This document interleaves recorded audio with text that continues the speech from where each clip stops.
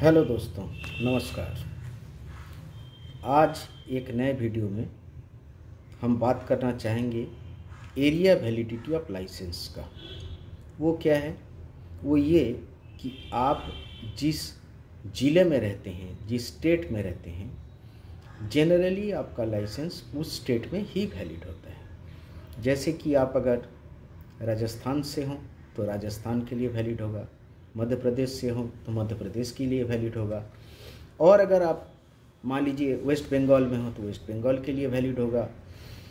तो आप जिस भी स्टेट में रहते हैं, झारखंड में हो, यूपी में हो, तो वो लाइसेंस यूपी के लिए वैलिड होगा। लेकिन काफ़ी लोग ये चाहते हैं कि उनका लाइसेंस ऑल इंडिया वैलिड हो, इसलिए कि जब वो कहीं एक स्टेट से दूसरे स्टेट में सफ़र कर रहे हैं तो उनको अपना गन ले जाने के लिए दो उपाय है।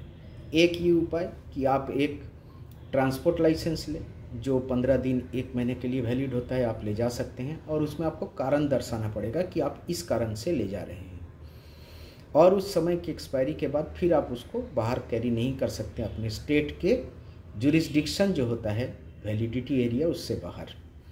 लेकिन कुछ लोग ये चाहते हैं कि मेरा लाइसेंस हमेशा वैलिड रहे, हर जगह वैलिड रहे, जम्मू से लेकर के कन्याकुमारी तक वैलिड रहे, गुजरात से लेकर के आसाम तक वैलिड रहे।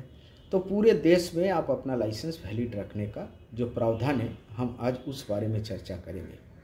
तो सबसे पहले ये जो वैलिडिटी है ये रूल 19 के अंडर में आता है, और रूल 19 में कुछ प्रोविजंस दिए गए हैं।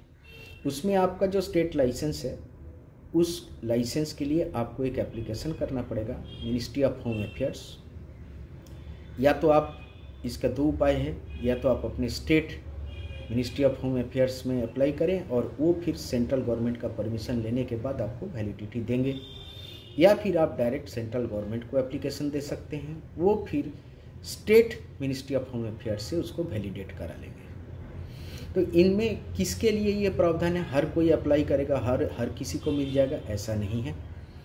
यहाँ पर मुद्दा आता है, जैसे अगर आप मेंबर ऑफ पार्लियामेंट हो, एमपी हो, उनको मिलेगा।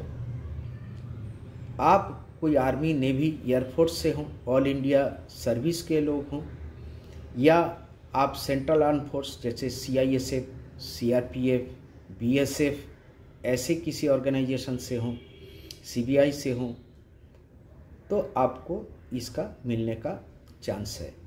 और एक है आप लोगों के लिए, वो जिनका लाइसेंस स्पोर्ट्स कैटेगरी से आता है, सेल्फ डिफेंस वालों को, हेयरलूम कैटेगरी को ये सुविधा नहीं मिलेगी। तो स्पोर्ट्स कैटेगरी में लाइसेंस लेने का एक और सुविधा आपके नज़र में है। उसमें क्या है? रूल 40 में जो कैटेगराइजेशन बोला गया है वो कैटेगराइजेशन के हिसाब से आपका लाइसेंस ऑल इंडिया हो सकता है। क्यों? क्योंकि आप कंपटीशन में भाग लेंगे। आज मान लीजिए आप आसाम के हैं, आपको दिल्ली में कंपटीशन है, तो आप कैसे लाइसेंस के साथ गन को कैरी करेंगे? नहीं हो सकता ना। इसलिए आपको जो है ऑल इंडिया लाइसेंस ग्रांट होगा। तो रूल 40 चले जाते हैं, एक बार देख लेते हैं रूल 40 में किन किन स्पोर्ट्स पर्सनल के लिए जो है ये अलाउड है। रूल 40 में सिर्फ 4 कैटेगरी के लिए है। कैटेगरी 1 है अर्जुन अवार्डी जो होते हैं उनके लिए, दूसरा है जो इंटरनेशनल मेडलिस्ट और शूटर हैं उनके लिए, तीसरा है जूनियर टारगेट शूटर जो हैं उनके लिए, और चौथा है आपका एस्पायरिंग शूटर कैटेगरी के लिए। ये कैटेगरी क्या होता है? ये कैटेगरी होता है आपका जो मिनिमम क्वालिफाइंग स्कोर होता है, जो नेशनल राइफल एसोसिएशन जिस स्पोर्ट्स को ऑर्गेनाइज करता है उसमें अगर आप पार्टिसिपेट करते हैं तो आपका MCQ मिनिमम क्वालिफाइंग स्कोर जो होता है उसको आप अचीव करेंगे, तो इस तरह का कैटेगराइजेशन आपको मिलता है। इसका विस्तार से आज हम बात नहीं करेंगे क्योंकि मैंने बड़े संक्षेप में बोला है। इसको विस्तार से बात करने के लिए हम कभी भी और एक वीडियो में बात करेंगे, प्रोवाइडेड आप लोगों के कमेंट्स आएँ, और जितना आप लोग कमेंट्स करेंगे हम उस कमेंट्स को पूरा कंपाइल करके और एक कोई वीडियो बनाएंगे। और आप लोग तो लाइक एंड सब्सक्राइब करते हो नहीं, तो कितना दिन तक इस तरह का वीडियो हम दे पाएंगे, इसमें भी हमें संदेह हो रहा है। तो लाइक सब्सक्राइब जरूर करें, भूलें नहीं तो अगले वीडियो को आप मिस करेंगे। तो चलते हैं, ये 4 कैटेगरी हो गया। ये 4 कैटेगरी वालों को एक राइट जन्मता है कि आप जो है ऑल इंडिया लाइसेंस के लिए अप्लाई कर सकते हैं। इसके अलावा आप डिसहार्टेंड बिल्कुल ना होइए, निराश ना होइए। इसके अलावा जो स्पोर्ट्स कैटेगरी वाले हैं वो भी अप्लाई कर सकते हैं।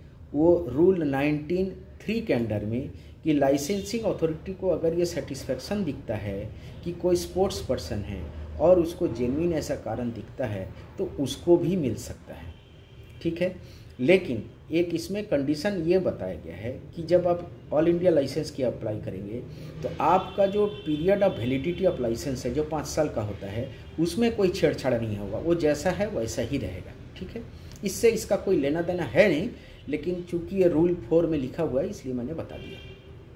अब हम आपको एक और खुशखबरी देते हैं, वो ये कि ऑल इंडिया लाइसेंस के लिए अगर आपके पास ऑलरेडी वैलिड लाइसेंस है और अगर वो स्पोर्ट्स कैटेगरी में है तो आप ऑटोमेटिकली जा कर के वेबसाइट में डायरेक्टली ऑल इंडिया लाइसेंस के लिए किसी भी वक्त पर आप अप्लाई कर सकते हैं।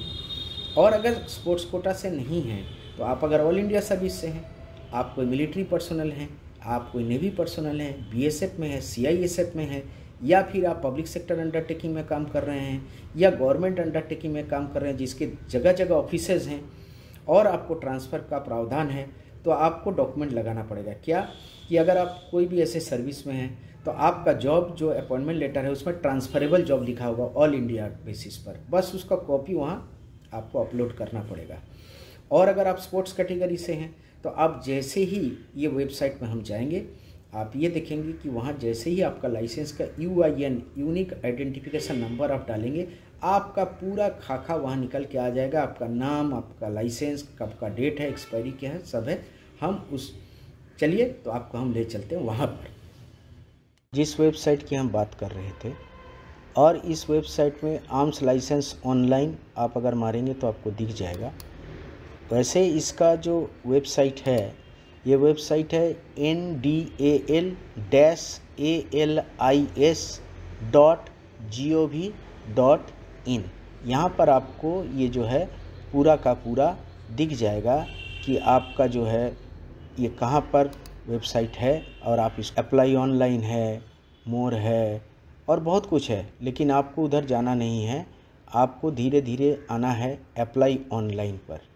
इसको जैसे ही आप क्लिक करेंगे तो आज इसमें अप्लाई ऑनलाइन है, ministry of home affairs, manufacturer only, तो आप मैन्युफैक्चरर हैं नहीं, इसके लिए आपको दूसरे में जाना है state home department, DM, SDM, others, MHA, इसमें जाना है और इसको क्लिक करना है। जैसे ही क्लिक करेंगे तो ये खुलेगा, तो इसमें आपको दिखाएगा कि कैटेगरी आप सिलेक्ट करेंगे। आप मैन्युफैक्चरर है नहीं, आप इंडिविजुअल जो है गवर्नमेंट एम्प्लॉय के लिए जो मैंने पहले बताया था कि ऑल इंडिया ट्रांसफ़र जॉब में है उसके लिए आप अप्लाई करेंगे। उसके बाद आप और दूसरा इंस्टीट्यूट है जो क्लब का है, तो आप आएंगे सीधा स्पोर्ट्स में जैसे आप अप्लाई करेंगे तो उसके बाद आपका स्टेट देना पड़ेगा। मान लीजिए हम यहाँ पर एक स्टेट सिलेक्ट करते हैं हरियाणा सिलेक्ट जैसे करेंगे तो उसके बाद आपको डिस्ट्रिक्ट आएगा। तो हम एक डिस्ट्रिक्ट सिलेक्ट करते हैं, कोई भी डिस्ट्रिक्ट हम सिलेक्ट करते हैं तो डिस्ट्रिक्ट आ गया रोहतक मान लीजिए। अब उसके बाद यहाँ पर हमको सिलेक्ट करना है name of the licensing authority, तो वहाँ डिस्ट्रिक्ट मजिस्ट्रेट रोहतक आ गया। ये डिस्ट्रिक्ट मजिस्ट्रेट रोहतक जैसे ही आप सिलेक्ट करेंगे यहाँ सर्विस आएगा। तो सर्विस में आपको बहुत सारे सर्विस के लिए आप ये ऑनलाइन कर सकते हैं, लेकिन हमको जो देखना है कि यहाँ पर जो हमारा एरिया वैलिडिटी ऑफ लाइसेंस है उसमें क्लिक करना है। उसको जैसे ही आप क्लिक करेंगे तो आपका ये जो है थोड़ा सा टाइम लेगा और उसके बाद यहाँ खुलेगा। तो आपको दिखेगा यहाँ पर आपको UIN नंबर देना पड़ेगा। आप जैसे ही इस UIN नंबर को देंगे और इस कैप्चा को भरेंगे तो भरने के बाद आपको तुरंत जो है एक पूरा आपका जो लाइसेंस का खाका है वो खुल जाएगा, क्योंकि हम इससे आगे बढ़ नहीं सकते हैं फ़िलहाल। तो आपको वो खुल जाएगा और आप उसमें पूरा भरेंगे। साथ में याद रखिए आपको 2 चीज़ रखना है, आपका एक फ़ोटोग्राफ जो 50 KB से ऊपर ना हो और एक सिग्नेचर का फ़ोटोग्राफ, ये दोनों आप रेडी रखिएगा। आपको इसमें एकदम सीधा नीचे जाना है 3rd पेज में या 4th पेज में जा कर के आपको पहले आप अप्लाई किए हैं कि लाइसेंस, वो देखना है, संभवतः वो आपको नो करना है। और दूसरा जो है, आपको लाइसेंस किस लिए आप ऑल इंडिया चाह रहे हैं उसका डिटेल भरना है। तो अगर आप स्पोर्ट्स पर्सन हैं तो आप लिखिएगा कि for the shooting purpose I have to travel all India basis to participate in the competitions. तो आप उसको ये लिखिएगा। लिखने के बाद आप लास्ट में आइएगा और लास्ट में आने के बाद आपका ये सबमिशन हो जाएगा। उसके बाद नंबर लाने के बाद आप फ़ोटो और सिग्नेचर अपलोड करेंगे। तो आपको मैं दिखाता हूँ, उसका एक इस तरह का जो है एप्लीकेशन आपको टोटल दिखेगा। ये टोटल एप्लीकेशन आपको दिख जाएगा। तो इसको आप लेके कॉपी करके रख लीजिए और फिर आपके पास एक मेल आएगा। अगर आपका जो है एप्लीकेशन वहाँ पर एक्सेप्टेड हो जाएगा तो आपका ये लाइसेंस ऑल इंडिया में कन्वर्ट हो जाएगा। अगर उनके तरफ से कोई रिजेक्शन भी आता है तो वो भी आपको मेल के हिसाब से मिल जाएगा, या फिर आप स्टेटस में जा कर के भी देख सकते हैं। तो ऑल इंडिया लाइसेंस लेने के लिए ये सबसे आसान तरीका है, जिसमें आप ऑल इंडिया लाइसेंस घर बैठे ऑनलाइन अप्लाई कर सकते हैं। उम्मीद है आपको ये वीडियो अच्छा लगा, तो सब्सक्राइब ज़रूर करें और लाइक ज़रूर करें, अपना कमेंट्स दें।